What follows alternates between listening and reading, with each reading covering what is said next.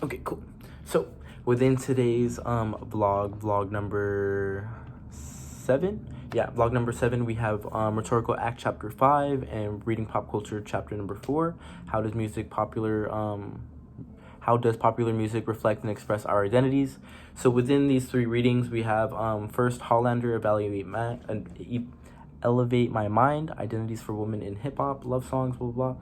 So within this Hollander's essay, she's basically describing kind of the way we identify men and women within music and how they kind of identify themselves, and they could kind of create like a normality of how they're kind of identified. Like women are identified as like kind of basically just sex objects in like a lot of hip hop and rap music, and how men are kind of portrayed as like tough or like non-caring or like kind of in that realm of that.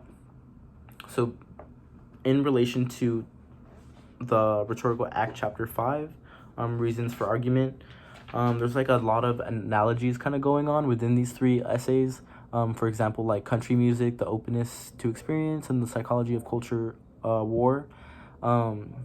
Within this essay, it's kind of like a one big analogy of country music and how it kind of relates to like a conservative mindset, in a way, just because like a lot of the music is kind of like not open-minded, and it's kind of like the theme of it kind of stays consistent throughout it, I should say. And then Anderson's Seduced by Perfect Pitch and How Autotune Conquered Pop Music basically just goes into depth on saying on explaining how autotune has kind of created has kind of caused an impact in pop music and pop culture, just because there's been kind of like a little bit of a controversy sparked because of it. And in this essay, she basically comes to an understanding of it, and kind of does her own like little auto-tune thing. And as she like explains, she like understands it. Like when she did it herself, she kind of understood why artists do it. It kind of gives you like a sense of like security from hearing your own voice, and it's kind of like also making your voice sound better if you do it right. So yeah, she kind of goes into depth about explaining that.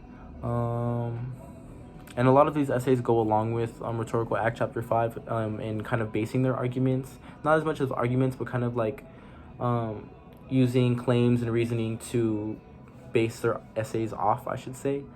And yeah, it was a pretty good reading. I thought the Hollanders Elevate My Mind, Identities for Women in Hip Hop was kind of like within my realm, just because, or like this entire reading, just because like I love music and I love learning anything about it. So yeah, pretty interesting blog this week.